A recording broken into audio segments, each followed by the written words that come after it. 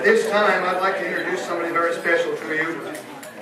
This is a gentleman who has been serving the state of Texas for many years. He has shown his strength as a Texas state senator from Palestine area. He has served well in that capacity. He is, I did that the right area, right? And it, you want to mess that one up, okay? And he is also now serving us as our Texas Agriculture Commissioner, doing a wonderful job of that. He serves Texas in promoting Texas agriculture all over the world, and he takes care of our farmers and ranchers and many other responsibilities there. He has served us very well, and I'd like to bring at this time Todd Stables, our Agriculture Commissioner.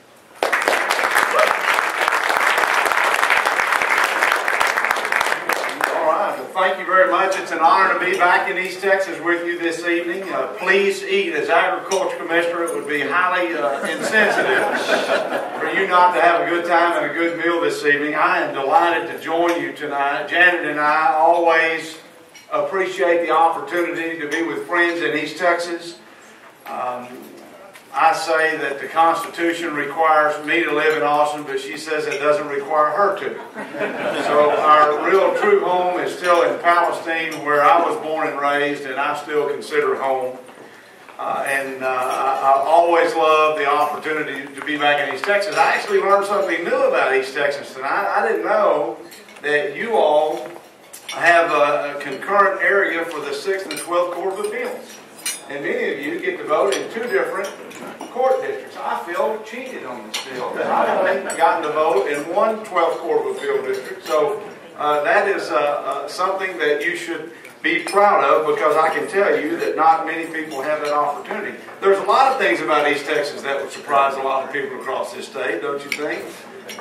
We're certainly proud of East Texas, and I love it, and I'm proud to be here with principled leaders who are willing to fight for our state and fight for our country.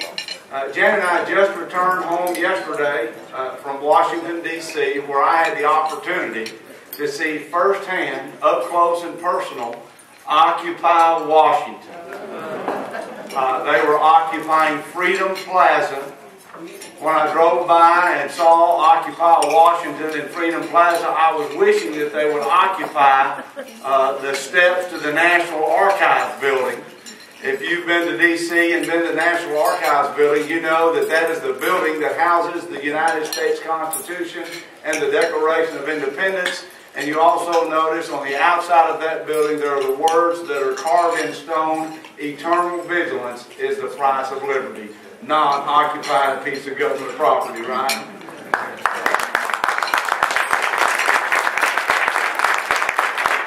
You know, I'm really excited to be here with you at a Lincoln Day dinner, because as Republicans, it gives us the opportunity to tell what we stand for. And certainly, Republicans believe that it is our free enterprise system and individual responsibility that creates prosperity.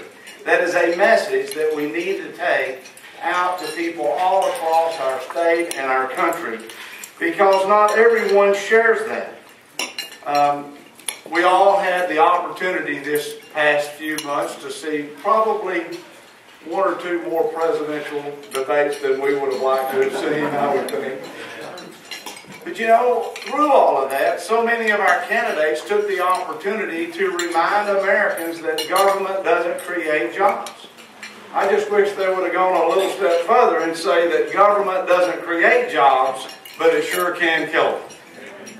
And we have seen that in this administration over the past few years, where decisions time and again have created uncertainty in the marketplace.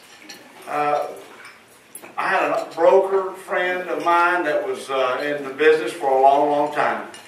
And he called me right after the last presidential election, and he said, uncertainty is the enemy of growth. And we have seen investments on the sideline in this country because of the uncertainty in government administration.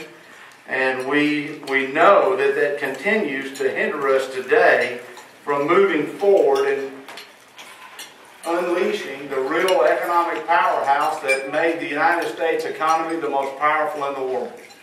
And I'm ready to get back on course. How about you?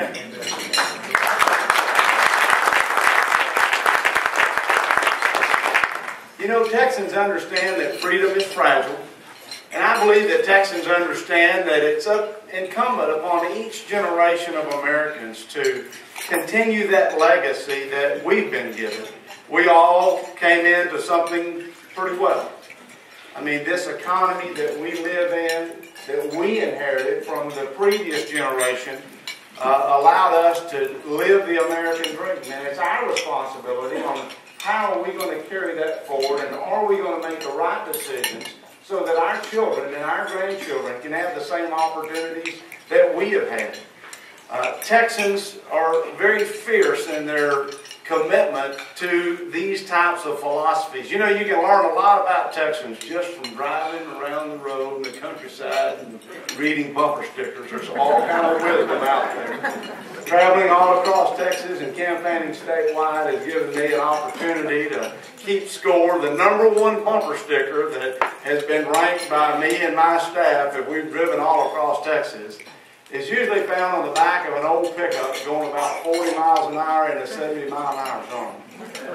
That says, "To err is human, forgive divine, neither is Marine Corps policy." That shares the attitude of a lot of East Texans, don't you think? My #1 all-time favorite political bumper sticker that I really got a kick out of the most says, "Annoy a liberal. Work, succeed, be happy."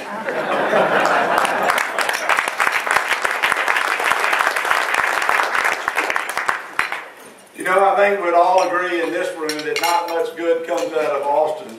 But there was a billboard that I think that was in Austin, Texas, that kind of defined, I think, who we are as Texans. That said, if you want something to happen, tell a Texan it can't be done. Texans have never been afraid of a fight. Texans have always stood up and made certain that their voice is heard. At a time when our national debt is now equivalent to the entire U.S. economy, it really makes you appreciate the Texas philosophy of restrained spending and living within our means. And this is a philosophy that we have to continue to make certain that we push forward as we deal with the big challenges that we have in the future. We have 25 million Texans today. That number is going to double to 40 million Texans as the next few decades come upon us. We have a transportation system that is not kept pace with the population growth. We have water needs, obviously, upon this drought that we have experienced this last year that need to be met and that are very, will require some significant planning, both at the local level, judge and mayors and commissioners that are here, along with state partnership on how we're going to solve the challenges that face us. I just think it's important as we go through downturns in our economy and we go through situations where our revenues don't match what our forecasted expenses are, is that we remember that recessions are temporary, but tax hikes tend to be permanent. I'm very glad that our legislative leaders, this last session, when faced with a very difficult situation of billions of dollars of projected shortfall over what the projected expenses were, chose to make certain that Texas continued to be a state that said, bring your jobs, bring your investment, bring your growth and opportunities, and we want to give you the certainty to know that your business can flourish and thrive, and we want to have certainty in our regulatory policies. And that is a philosophy that has certainly served us well. We know that Texas is not immune to the national recession. We know that there are tough choices. The Texas Department of Agriculture budget was reduced, our general revenue was reduced by 40%. Now, I've always prided myself on being a good manager.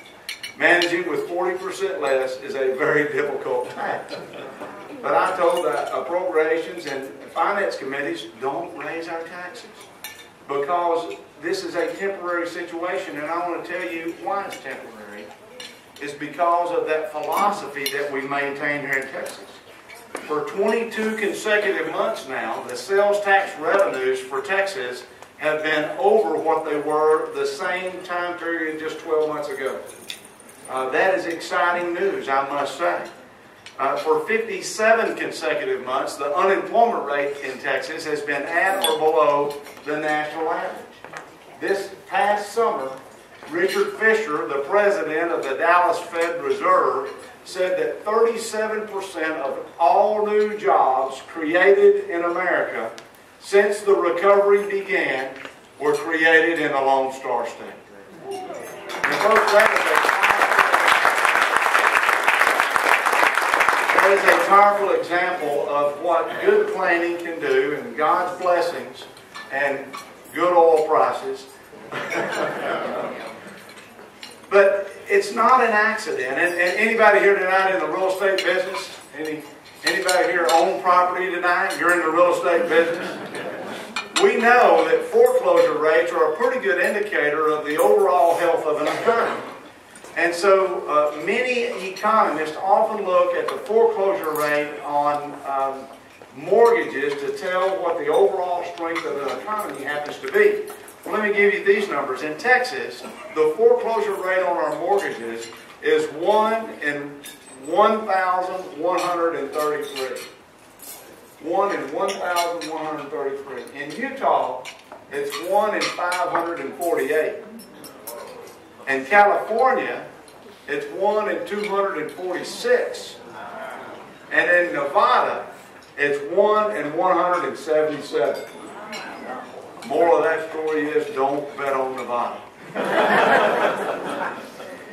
Capital, jobs, investment will flow to where they are welcome, and it is so important that we continue to have that welcome out of opportunity to make certain that investors want to come to Texas. Now, since this is the Lincoln Day dinner, I thought it would be good to go to the land of Lincoln, the state of Illinois, and see how they're doing in contrast to the Lone Star State. Now, the land of Lincoln had the same situation, obviously, that our legislature faced this last time. We had a downturn in revenue, so did they, and they had to make the decision, are we going to raise taxes or are we going to reduce spending and get over this short-term problems that we face? Guess what the land of Lincoln chose to do? They chose to raise your personal income tax rate from 3% to 5%, and they rose the corporate income tax rate from 4.8% to 7%. Now, consequently, things started happening.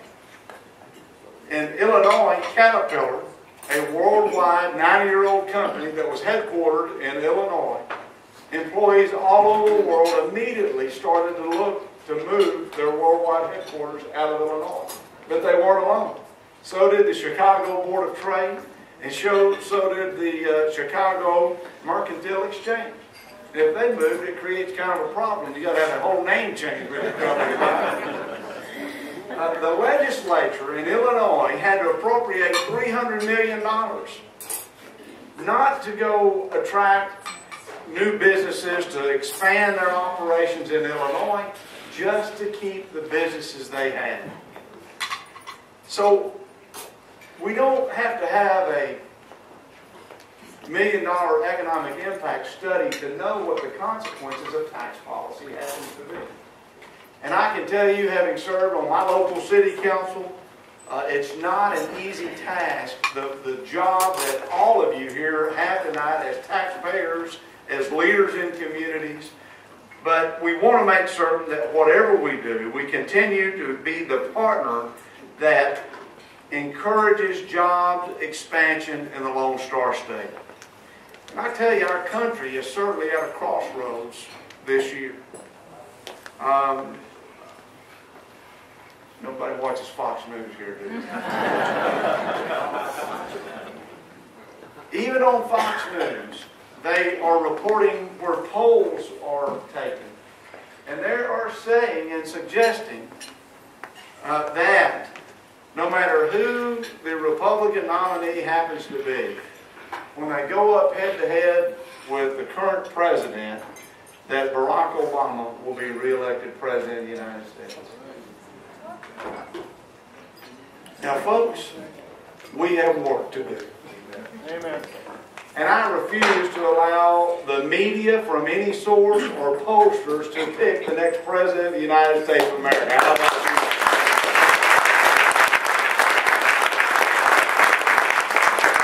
you? We need to remind our fellow citizens all across this country of really what's at stake. And Texas is a good example.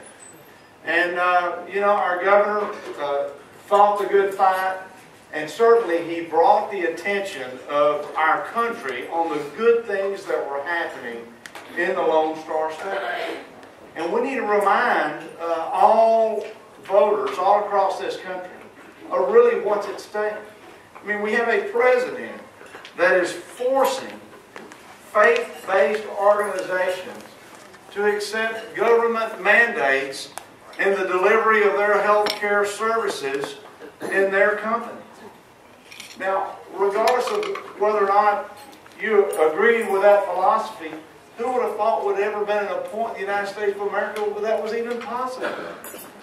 We have a president of the United States of America that wants to limit your charitable deductions against your income tax liability so that the government can have more money and spend it on their priorities rather than yours. These are the kinds of things that are at stake in the future of our nation, when the leadership that we have today obviously is in direct contrast to what we as Texans believe and what I still believe that people across our country truly believe. We have a government that insists on getting involved in everything that they want to be involved in except what they should be involved in, and that is defending the borders of the United States of America.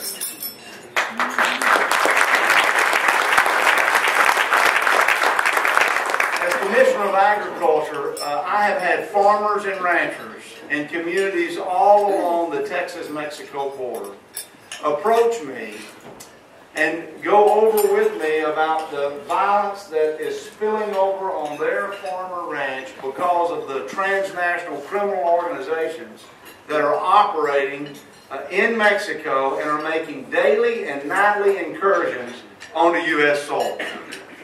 I visited with 80-year-old ranchers that had tears in their eyes and looked at me and said, "Commissioner, my family settled this land. I'm afraid to even go back on my own property. And when we see somebody on our property, we turn and go the other direction." Now, Sheriff, when somebody in East Texas is on our property, what do? We normally don't make you call the first call. You go do them, don't you? And you say, "What are you doing on my property?" Well, if you live on the Texas-Mexico border and you see someone on your property, the best advice that anybody can give you is to turn and go the other direction. We have one sugar mill left in Texas. About a year ago, they were out there fixing to burn the fields and get ready to harvest the cane. 4 people drove up on four-wheelers in black military-type uniforms and ordered them off their own property. We had one farmer that was on his property. People came on it. He left and came back the next day. His locks were cut off of his gates and new locks were put on. There was a ranch manager that was driving across his property on a Sunday afternoon, saw a vehicle on the property he didn't recognize. He thought it was probably oil field workers that were lost. He turned his truck toward that vehicle and immediately started receiving gunfire and barely escaped with his life after his pickup was riddled by bullets. These are real stories of real Texans who are being, it's the greatest usurpation of the rights of private property owners that I've ever seen, not to be able to live and work and use your own property. And yet we have the Secretary of Homeland Security to come to El Paso, Texas and proclaim that the border is safer than it's ever been. We have the President of the United States of America, the President, the leader of the free world, come to Texas and make jokes about it. Saying, "What do you guys want down there? A moat? Maybe some water in it?" Well, Mr. President, we have the Rio Grande. Thank you very much. And it currently has water in it. What we don't need are lame jokes. What we need is for you to fulfill your constitutional responsibility that's found in Article 4, Section 4, that says our federal government will defend us from invasion, and that's what it is, plain and simple.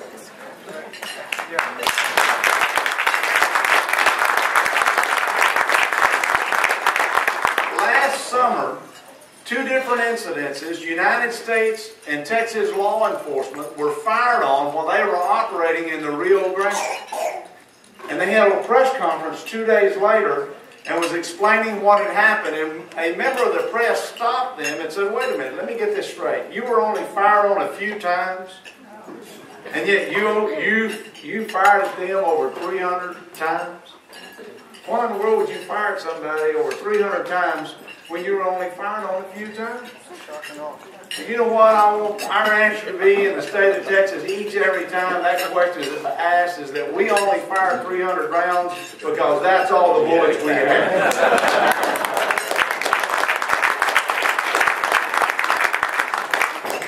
You know, we know that to overcome a dangerous and violent force, you have to overcome that with a greater and stronger force.